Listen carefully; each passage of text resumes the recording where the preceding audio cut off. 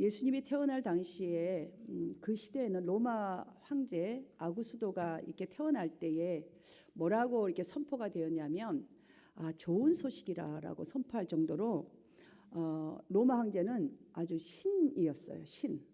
그러니까 인간에게 한 인간에게 모든 이 권력이 집중되어 있어서 좀 평화가, 그러니까 전쟁으로 인하든 뭘로 인하든지 간에 그 한 사람을 위하여서 어떠한 평화가 유지되는 그런 시대였죠. 그런데 지금 하나님의 천사가 목자들에게 구주의 탄생 소식을 알리는 데에 이 세상에 그 황제가 태어날 때 사용하던 좋은 소식을 너희에게 전하노라라는 동일한 그 말을 전합니다. 어디서? 다윗의 동네 베들레헴에서 구주가 태어난다. 너희를 위하여 좋은 소식을 주실 구주가 태어난다라고 말하죠. 여기서 베들레헴이란 이 표현은 아무도 반기지도 않는 곳, 알아주지도 않는 낮은 곳에서 너희 곧 한 분 한 분 곧 모든 백성들을 위하여 구주가 나셨다라는 소식을 전합니다. 왕궁에서 태어난 이 세상의 왕과 여러분들 하늘 보좌를 그 높고 높은 이 왕자를 버리시고 지극히 낮고 지극히 정말 보기도 힘든 그 낮은 자리에 임하신 이 구원자 그리스도를 동일하게 이 표현된 좋은 소식이란 이 이유가 무엇일까요? 그렇다면 어떻게 좋은 소식이라 말할 수 있을까요? 이렇게 태어났는데 정말 왕자처럼 태어났다면 정말 구주인가 보다. 정말 우리를 구원할 자신가 보다. 이렇게 눈이 번쩍 트일 텐데 소식을 듣는 사람마다. 그런데 낮고 천한 베들레헴 그 구유에서 태어난 그분을 구주랍니다. 좋은 소식을 전할 자라고 말합니다. 그 표현한 이유가 있지 않겠습니까?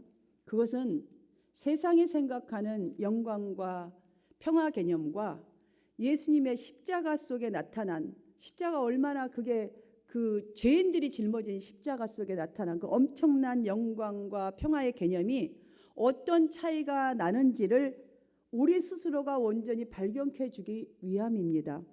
메시아의 탄생 소식을 가장 먼저 전달받은 사람 또한 사람들은 힘이 없는, 그러니까 힘이 있는 헤롯 사람들에게서 그분들이 듣는 이 뉴스도 아니었습니다.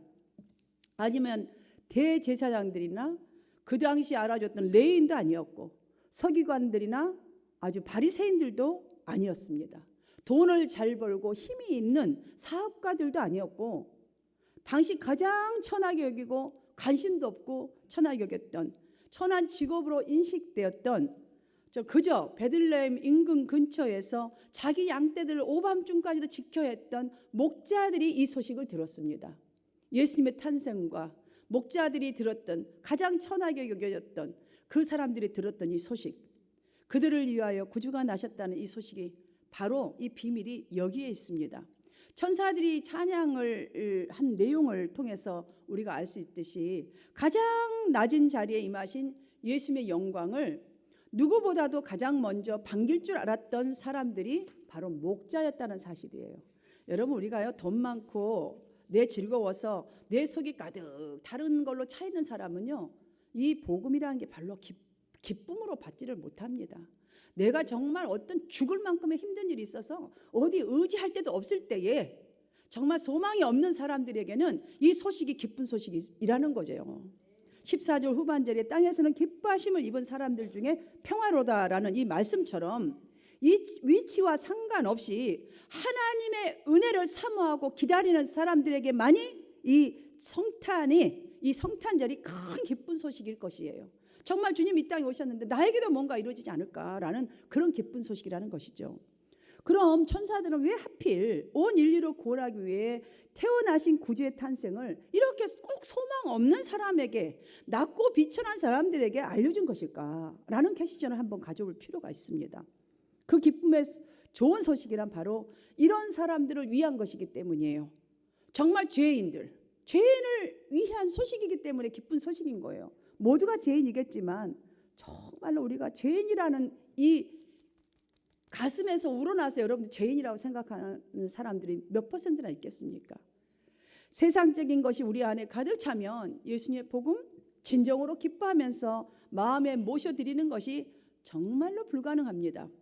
그냥 들어도 요 귀로 왔다가 그냥 귀로 나가버리는, 흘러가버리는, 그냥 하나의 이야기 정도로 취급해버리는 그 정도밖에 되지 않지요. 오늘도 분명히 오늘날도 마찬가지로 눈물을 흘리며 밤을 지새는 목자들과 같은 사람들, 그런 우리의 마음들이 그런 상태라면, 빈 상태라면 나를 구원하기 위하여서, 그 기쁜 소식을 주기 위하여서 세상에 예수님이 오셨다는 이 사실 앞에 분명히 기대하면서 감격하는 자가 될 수 있습니다. 보십시오. 천사들이 너희를 위하여 구주가 나셨다면서 전한 메시지에는 첫 번째, 좋은 소식, 곧 복음을 말하는 거예요. 복음이란 뭐예요? 힘으로 그들을 벌하기 위한, 로마 황제처럼 벌하기 위하고 자기 마음대로 휘둘러대면서 평화를 주느냐 전쟁을 일으키냐가 아니라, 그런 압제의 심판의 소식이 아니라 그들에게 값없이 주는 복을 위한, 구원을 위한 소식이기 때문에 좋은 소식이라는 말이에요. 이게 바로 말씀이에요. 하나님 말씀. 두 번째, 큰 기쁨의 소식. 18절로 듣는 자가 다 목자들이 그들에게 말한 것들을 놀랍게 여겼더라 라는 이 표현처럼, 복음을 들은, 그러니까는 복음을 진정으로 듣는 사람에게는, 진짜로 받아들이는 사람, 나를 살릴 이 말씀이다라고 받아들이는 사람에게는 영원한 기쁨의 큰 소식이 되는 거기 때문에 큰 기쁨의 소식이다라고 말하는 거예요. 예수 탄생 소식을 들은 목자들이 한번 반응을 보십시오. 가장 비천하고 낮은 자들이 가장 먼저 그 소식을 들었단 말이죠. 그런데 그 소식을 듣는 이 목자들의 반응을 여러분 보십시오. 천사들이 이 말을 전하고 떠나자마자 하늘 올라간 뒤에 이 천사들이 한 말을 따라서 베들레헴으로 떠납니다. 그리고 거기에서 강보에 쌓여 구유에 누워있는 아기를 확인합니다. 자, 우리가요 뭔가가 얻어지고자 하는 이 갈급함이 있어야 반응이 나와요. 반응을 해야 확인이 되죠. 정말 이 말씀이 맞는지 안 맞는지가 확인이 된단 말이죠. 경험을 해볼 수가 있다는 것이죠. 그리고 천사들이 자기들에게 말한 것을 이걸 확인한 다음에 내가 이런 말을 들었노라고 이제 아기 부모에게 요셉과 마리아에게 전하죠. 그때의 19절, 마리아는 이 모든 말을 마음에 새기어 생각하니라 라고 했어요. 자, 마리아의 생각하니라 라는 이 말은 하나님께서 이 위대한 약속을 어떻게 이루실 것인지 바라고 기다리는 믿음을 그 마음에 간직했다라는 뜻이에요. 왜? 지금 마리아는 이미 이전에 하나님의 말씀하신 것들을 지금 그대로 받고 잉태해서 지금 아기를 낳은 거잖아요. 그 다음에 또 어떤 일이 있을 것을 다시 이 말씀을 마음에 다 간직하고 기대한다는 뜻이지 않겠습니까? 그리고 18절을 보시면 목자들이 이제 여기 전하고 나서 사람들에게 가서 이 기쁜 소식을 전합니다. 아, 오늘 베들레헴에 정말 우리를 구원할 기쁜 소식, 구세주가 태어났습니다. 우리가 봤습니다. 아, 이 복음, 구약시대부터 말씀하셨던 이 복음 내가 확인했습니다라고 전했잖아요. 그런데 이 말을 듣고 모두 이상하다, 이상히 여겼다, 놀라면서 이상히 여겼다, 아주 대조적인 반응이 나타납니다. 기쁜 소식을 전한 목자들에게 메시아의 이 사실 탄생 소식은요 전혀 기대하지 않았을 때에 들은 소식이었습니다. 하지만 그 목자들의 반응을 보시면 우리가 쉽게 짐작할 수 있는 것은 이 소식을 들을 때 이랬을 것 같아요. 야, 나 같은 밑바닥 인생의 사람들에게도 뭔가 좋은 소식이 될 수 있다라는 기대. 왜냐, 구약시대부터 뭔가를 조금씩 들었는데 이분이 바로 그분이라면 우리를 찾아와서 내가 이 말을 들었는데 뭔가의 기대를 만들어 주었기 때문에 이렇게 반응하지 않았겠습니까? 여러분, 이런 기대가 없으면 반응이 없어요. 우리도 오늘도요 그냥 맨날 오는 성탄절이 아니라 뭔가의 기대를 가지고 이 말씀을 들어야, 오늘도 새로운 말씀이에요. 오늘 이 시간도 새로운 시간이에요. 여러분, 오늘이 마지막이 될 수도 있는 시간이란 말이죠. 그렇기 때문에 이렇게 반응할 수 있었다고 볼 수 있습니다. 오늘 우리도 성탄의 주님을 경배하기 위해서 지금 이곳에 다 모였습니다. 지난 1년 동안 우리도 복음을 들으면서 목자들처럼 어쩌면 뭔가 나에게도 큰 기쁜 일이 일어날 것이라는 기대를 가졌던 적이 한두 번이 아니었을 것입니다. 때로는 놀라서 깜빡도 잊어버리고 지나간 적도 있었겠지만 이 시간도 여러분들은 분명히 오늘도 하나님 나에게 뭔가를 주시면 뭔가의 일이 일어나겠지. 나가 변화가 일어날 수 있고 우리 가정에 이 문제, 기도하는 문제도 일어날 수 있을 것이라는 기대감으로 이 성탄 예배에 나온 줄 믿습니다. 이런 기대를 가지면서 여러분들이 또 신앙생활, 조금 전에 정말 봉사하신 분들 작은 선물이라 드렸지만 이 기대를 가지고 신앙생활 열심히 하는 여러분들, 충성하는 여러분들, 세상 사람들, 믿음 없는 사람들은요, 본문의 목자들에게처럼 관심 없습니다. 사실 봉사하든 말든 관심 없어요. 관심 없습니다. 이것이 이 기쁜 소식이라고, 이것이 살 길이라고 여러분이 몸으로 보여주고 가서 반응을 했지만, 복음을 전했지만 고개를 끄덕이는 정도의 수는 있었을지도 모릅니다. 그러나 어떤 반응도 없이 무관심한 사람들 주위에 많았을 것입니다. 하지만 여러분들 기억하십시오. 이런 취급을 받으면서 여러분이 힘들게 봉사하고 힘들게 신앙생활하면서 이 살아갔던 목자들에게 오늘 아기 예수 탄생 소식이 어떤 변화를 주었는가? 여러분 그걸 찾을 수 있잖아요. 많은 변화가 일어났어요. 그들에겐 가장 먼저 이 소식을 들었을 때에 기대를 갖게 만들었어요. 내 인생 이거밖에 안 되는가? 나는 그냥 목자로 살다 가는 인생인가 보다. 이렇게 생각했던 이들에게 뭔가 기대를 갖게 만들어 주었고, 그 기대가 가슴을 설레게 만들어 주었고, 또한 그 설레임이 정말 말씀을 받을 때에 반응하게 하였고, 결국 반갑고 기쁜 소식이 되었다는 사실이에요. 사랑하는 여러분, 그래서 우리가 말씀을 듣는 자세, 태도, 그 다음에 반응 얼마나 중요한지 알 수가 없어요. 그럼 구원자가 태어났다는 이 사실, 왜 나에게, 예수 믿는 우리에게 큰 기쁨이 되는지 다시 한번 말씀을 통해서 정리해 보십시다.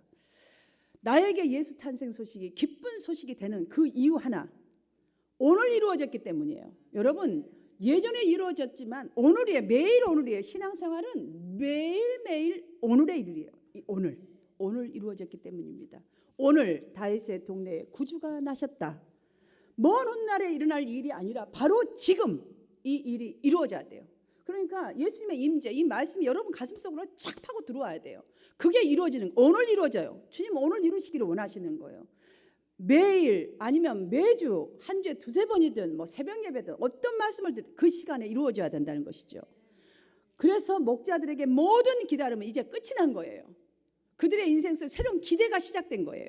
그래서 기쁨이 된 것입니다. 그래서 반응하고 또 반응하면서 그들의 결과가 기쁜 소식이 되었던 것이지요.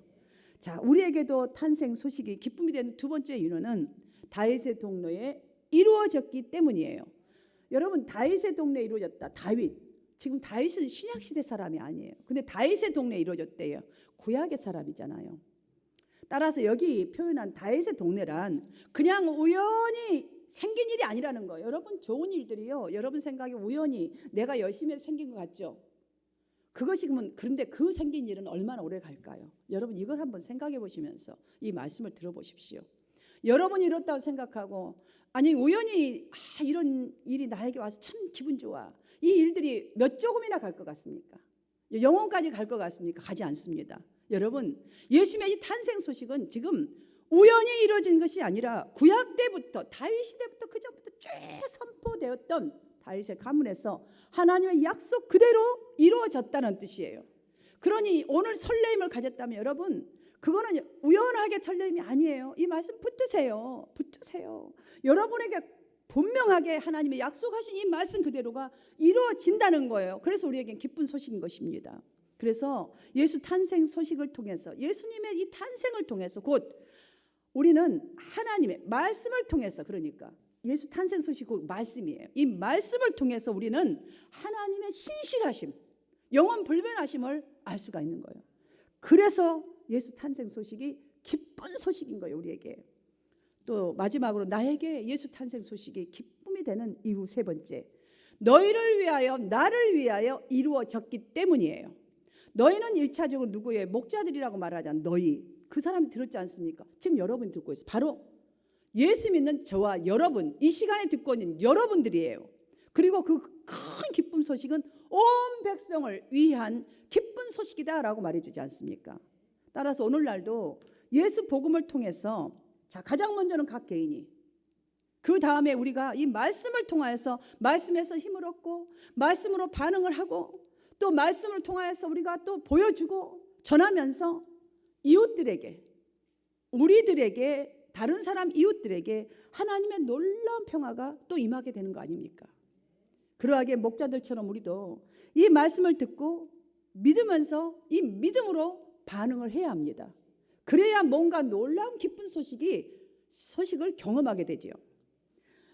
자, 목자들은 하나님의 천사를 통해서 이렇게 하나님께서 알리신 이 말씀이 이루어진 것을 직접 보기 위해서 말씀을 듣고 나서 곧바로 움직였다는 것에 여러분 포커스를 하십시오.